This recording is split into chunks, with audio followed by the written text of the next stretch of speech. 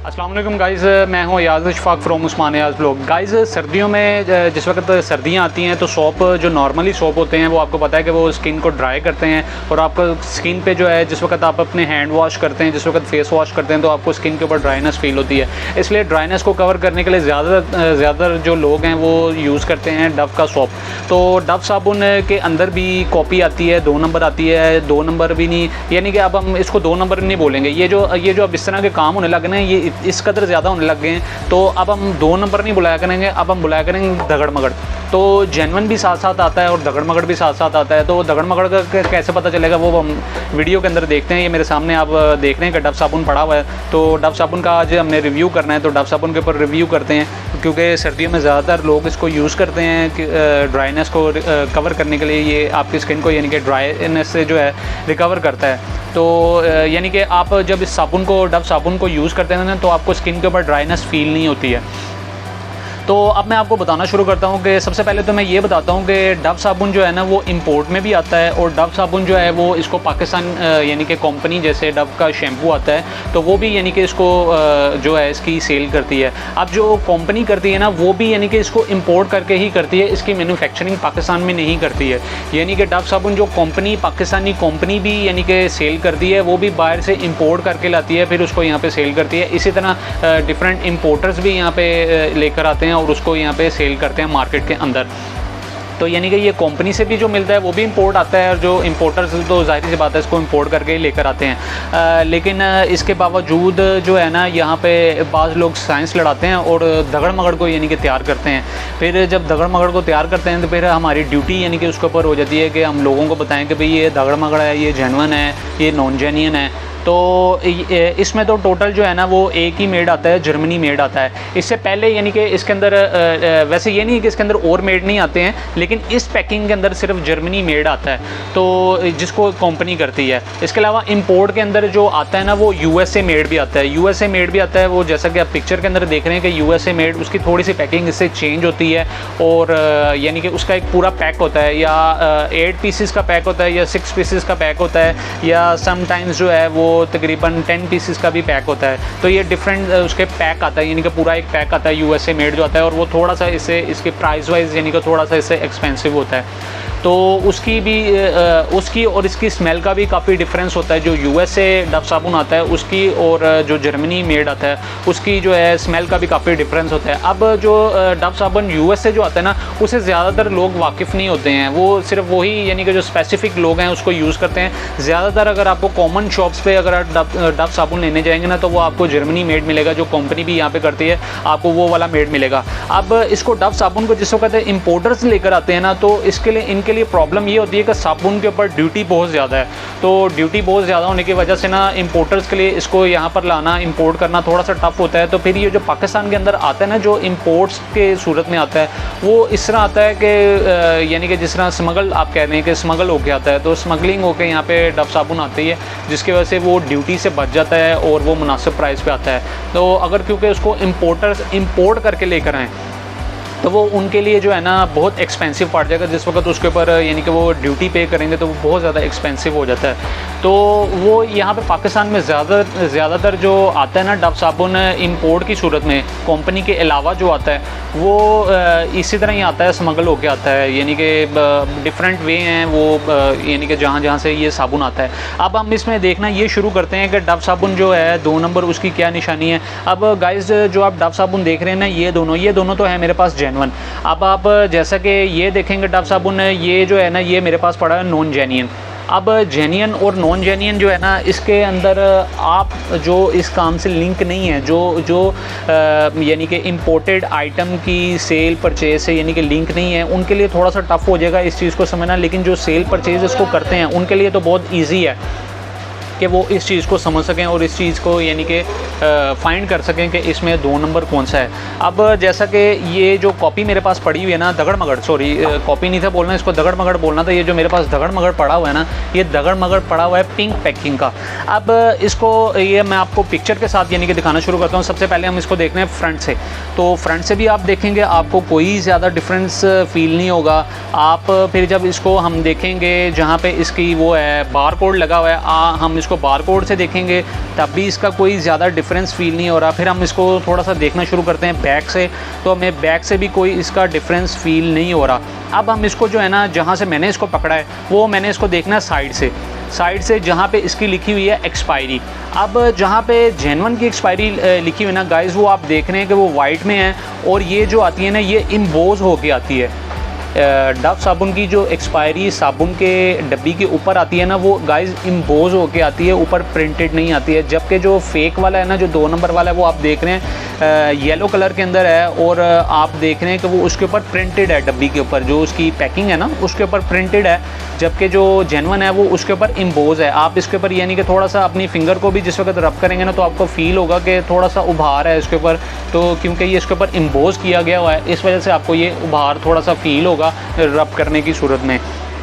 तो गाइस मैंने आपको यहाँ से जो नकली की पहचान बताई है कि डब्बी के ऊपर उसकी प्रिंटेड नहीं आती है। डव साबुन जो एक्सपायरी है ना उसकी जेन्युइन वाले की प्रिंटेड नहीं आती, इम्बोज आती है। अगर डब्बी के ऊपर प्रिंटेड आ रही है ना, तो आप सबसे पहले ये बात समझ लें कि वो 2 नंबर है। दूसरी बात ये है कि जिस वक्त हम इसकी पैकिंग देखते हैं ना, जो गाइस कंपनी जो इम्पोर्टेड है ना उसकी कभी भी रफ़ पैकिंग नहीं होती है। अब मैं इसकी ना एक पिक्चर आप दिखाता हूँ, अगर आप थोड़ा सा समझ सकें तो। इसकी ना थोड़ा सा जब इन्होंने इसको पैक किया हुआ ना, तो पैक करते हुए थोड़ा सा इसके अंदर टेढ़ापन आ गया हुआ है, थोड़ा सा टेढ़ापन आ गया हुआ है। थोड़ी सी डब्बी जिस वक्त मैं रखता हूँ तो वो बैलेंस में नहीं है, थोड़ी सी टेढ़ी जा रही है।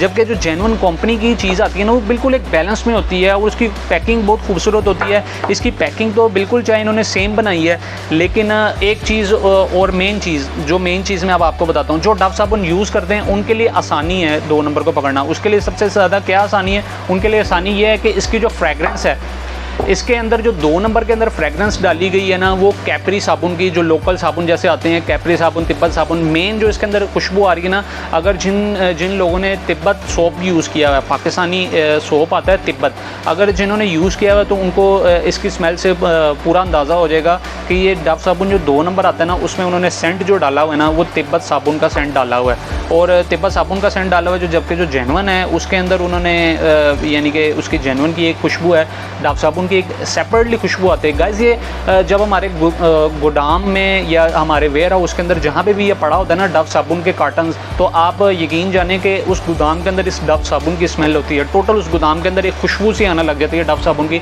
जब ये जितनी देर गोदाम में पड़ा रहता है। तो ये इसकी खुशबू है, एक इसकी एक रिकॉग्नाइज खुशबू है। जिस वक्त हम इसकी खुशबू को स्मेल करते हैं, हमें स्मेल आती है, तो हमें अंदाज़ा हो जाता है कि ये डव साबुन यहाँ पे पड़ा हुआ है। तो जबकि जो 2 नंबर है उसके अंदर उसकी फ्रेगरेंस का और जेन्युइन की फ्रेगरेंस का काफ़ी फ़र्क है। तो आप अगर 2 नंबर से बचना चाहते हैं तो सबसे पहले आपको जेन्युइन ख़रीदना पड़ेगा ताकि आप उसकी फ्रेगरेंस से यानी कि वाकिफ़ हो सकें। उसके बाद आप 2 नंबर से बच सकते हैं। दूसरा मैंने आपको बताया कि यहाँ पे जो प्रिंट है, प्रिंट इसके ऊपर 2 नंबर के ऊपर एक्सपायरी आती है जबकि जेन्युइन के ऊपर प्रिंट नहीं आती है, इम्बोज होके आती है। और दूसरी बात ये गाइस, जो 2 नंबर आता है ना, 2 नंबर अंदर डब्बी के अंदर जो गत्ता है उसके ऊपर ना पेपर नहीं लगा होता, एक वाइट शीट पेपर लगी होती है। जो जेन्युइन आता है ना उसके सोप की पैकिंग के अंदर, यानी कि सोप को जिस वक्त आप डब्बी से बाहर निकालेंगे ना तो अंदर वाली साइड पे उन्होंने ना एक शीट पतली सी लगाई होती है उसके अंदर डव साबुन की पैकिंग को, ताकि वो डब्बी के साथ जो है ना वो स्क्रैच ना पड़े और डव साबुन की पैकिंग ख़राब ना हो। जबकि जो ये 2 नंबर साबुन है ना, 2 नंबर साबुन के अंदर जो है ना इन्होंने वो शीट नहीं लगाई होती है और वो शीट ना लगाने की वजह से जो है ना वो आपको देखते पता चल जाएगा। जैसे अगर आप कोई किसी के पास पुरानी कॉपी पड़ी हो, जैसे हमारी कॉपीज़ आती हैं, वो कॉपीज़ वगैरह अगर आपने देखी हो ना गत्ते वाली कॉपीज़, जैसे मैं आपको दिखाता हूँ, ये मेरे पास एक कॉपी पड़ी हुई है। तो ये कॉपी जो पड़ी हुई है ना, इसके गत्ते को जिस वक्त हम देखते हैं ना, जैसे यहाँ पे आपको रब करने पर फील होता है ना, वैसे ही इसकी डब्बी अंदर से है, इसके अंदर इन्होंने शीट नहीं लगाई हुई है। तो ये तो 2 नंबर की यानी कि निशानी है जो मैंने आपको बताई है डव साबुन की। डव साबुन को अब आपको देखना मेरी नज़र में, मेरे मुताबिक 2 नंबर को देखना आसान हो जाएगा। और एक आप इसकी खुशबू से इसे पकड़ सकते हैं, दूसरा अगर आप खुशबू से नहीं पकड़ सक रहे तो आप इसकी जहाँ पे एक्सपायरी लिखी है आप उससे पकड़ सकते हैं। तीसरा, आप इसको जिस वक्त डब्बी को पैकिंग को खोलते हैं तो आपने खोल के अंदर देखना है, इसके अंदर शीट लगी हुई है पतली सी, जिस वक्त आप उसके अंदर रब करेंगे तो आपको फील होगा कि एक शीट टाइप इसके अंदर यानी कि उन्होंने इसके साथ पैकिंग के अंदर ही यानी कि उसको फिक्स किया हुआ है। तो ये तो हमारा हो गया डव साबुन से मुतल्लिक रिव्यू, जिसमें मैंने आपको बताया कि जेन्युइन नॉन जेन्युइन कौन सा है। इसमें गाइस जो आता है ना डव साबुन यूएसए वाला, यूएसए की क्वालिटी बनिस्बत जर्मनी की अच्छी होती है। अव्वल तो दोनों अच्छे होते हैं, ऐसा नहीं है कि ये जर्मनी का नहीं अच्छा या यूएसए का अच्छा है और जर्मनी का नहीं अच्छा।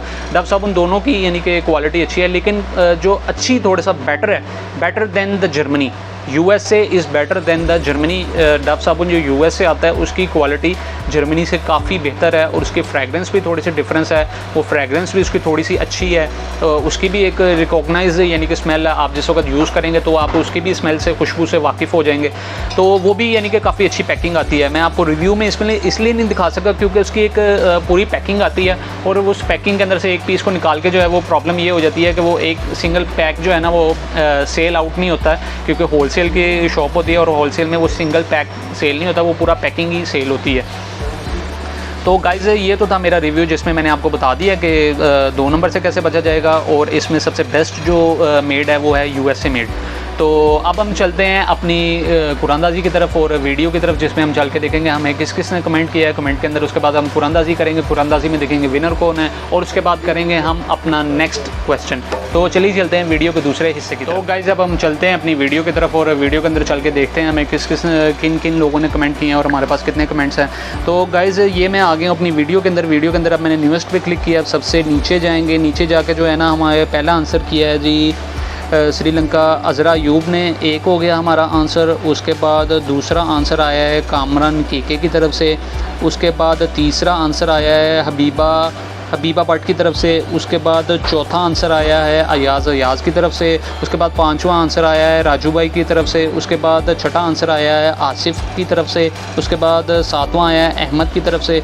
उसके बाद 8वां आंसर आया है रॉकस्टार की तरफ से। उसके बाद 9वां आंसर आया है इट्स कुकिंग टाइम की तरफ से। उसके बाद 10वां आंसर आया है AK मलिक की तरफ से। उसके बाद 11वां आंसर आया है टू शॉट की तरफ से। उसके बाद 12वां आंसर आया है रज़ा OP की तरफ से। उसके बाद 13वां आंसर आया है मुजम्मिल जवेद की तरफ से। और सबसे लास्ट में ये मेरी माँ जी का यानी कि कमेंट है, तो ये माँ जी की तरफ से यानी कि 14 उनका आंसर मिला के टोटल हमारे पास 14 आंसर हो चुके हैं। और 40 आंसर्स की गाइस मैं जैसा कि रोज़ाना बताता हूँ, मैं जो है इनकी पर्चियाँ पहले से थोड़ी बना के रखता हूँ। उसकी वजह ये होती है कि टाइम होता है शॉर्ट, और शॉर्ट टाइम के अंदर आपको वीडियो बनाना, कुरानदाजी करना और रिव्यू करना ये थोड़ा सा मुश्किल होता है। इसलिए ये मेरे पास जो 14 पर्चियाँ मौजूद हैं, 14 पर्चियों को जो है हम करेंगे बॉक्स के अंदर डालेंगे। बॉक्स के अंदर डाल के देखेंगे हमारा आज का विनर कौन है। तो बॉक्स के अंदर अब हम इसको काउंट करेंगे 1 2 3 4 5 6 7 8 9 10 11 12 13 14। अब हमारे 14 जो हैं कमेंट्स वो इस बॉक्स के अंदर जा चुके हैं और इस बॉक्स के अंदर से हमारा 2 पर्चियाँ निकलेंगी और 2 पर्चियों में से एक विनर निकलेगा। तो चलिए चलते हैं गाइस, इसको करते हैं शेक, और शेक करने के बाद इसके अंदर से अब हम निकालेंगे सिर्फ़ और सिर्फ 2 पर्चियाँ। तो ये हमारी एक पर्ची आ गई और इसके बाद हमारी आ गई ये दूसरी पर्ची। ये हमारी 2 पर्चियाँ इसमें से निकल चुकी हैं। हमें जो 2 बंदे मतलूब थे हमने ले लिए हैं। अब इसके अंदर से हम देखते हैं हमारा विनर कौन है। तो इस विनर को भी ऐसे कर लेते हैं शेक। इसके अंदर से हम ये वाली पर्ची को पकड़ते हैं, इस वाली पर्ची को रख लिया हमने साइड पे। अब ये मेरे हाथ में है विनर, और विनर देखते हैं आज का हमारा विनर कौन है। और ये टिक टिक टिक टिक स्टार्ट हो चुकी है गाइस।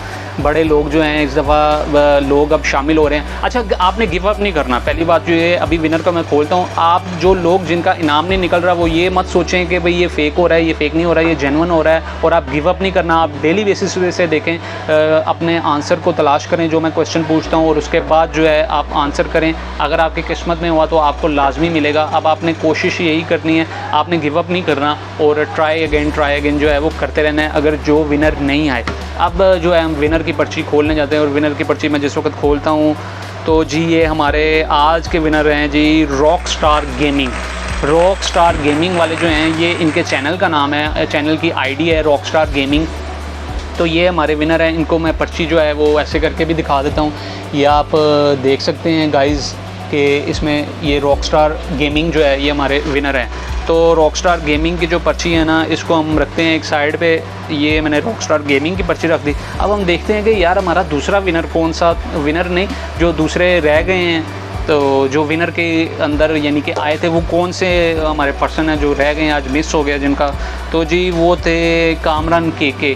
तो कामरान के मैं सिर्फ आपसे यही कहूँगा बेटर लक नेक्स्ट टाइम, आप कोशिश करते रहें, इंशाल्लाह आपका, मुझे पूरी उम्मीद है कि आपका इनाम लाजमी निकलेगा। आपने कोशिश नहीं छोड़नी है, इंशाल्लाह जो है आपका इनाम लाजमी निकलेगा। आप डेली मैसेज कर रहे हैं मुझे पता है, तो इंशाल्लाह इनाम भी आपका निकल जाएगा जब आपकी किस्मत में होगा।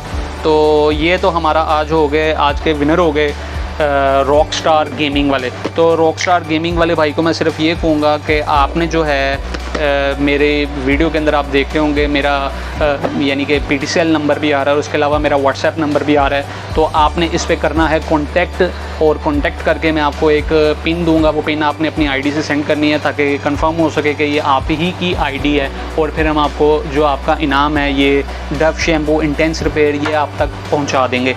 तो हमारा आज का विनर हमें मिल चुका है। अब हम चलते हैं वीडियो के तीसरे हिस्से की तरफ जिसमें मैं आपसे करूँगा क्वेश्चन। तो गाइज़ मैं अपना 4th गिव अवे जो विनर था उसको हम उनका बता चुके हैं कि वो कौन से थे। अब मैं क्वेश्चन करने जा रहा हूँ 5th गिव अवे का।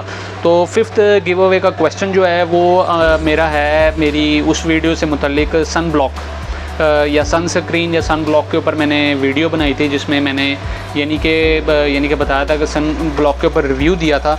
उसके अंदर एक सन ब्लॉक था लेडी डियाना। तो आपने लेडी डियाना जो सन ब्लॉक है वो आपने बताना है कि क्या मेड था। उसके अंदर मैंने बताया है कि लेडी डियाना सन ब्लॉक क्या मेड है। अब आपने जल्दी से जाना है और सन ब्लॉक को देखना है कि वो क्या मेड है, और उसको जो है आके जल्दी से मेरे कमेंट बॉक्स के अंदर आंसर करना है। तो अब आप जल्दी से जाइए कमेंट बॉक्स के अंदर आके उस वीडियो को देखिए और कमेंट बॉक्स के अंदर आके आंसर कीजिए। तो और मुझे दीजिए कल तक के लिए इजाज़त। अल्लाह हाफ़िज़।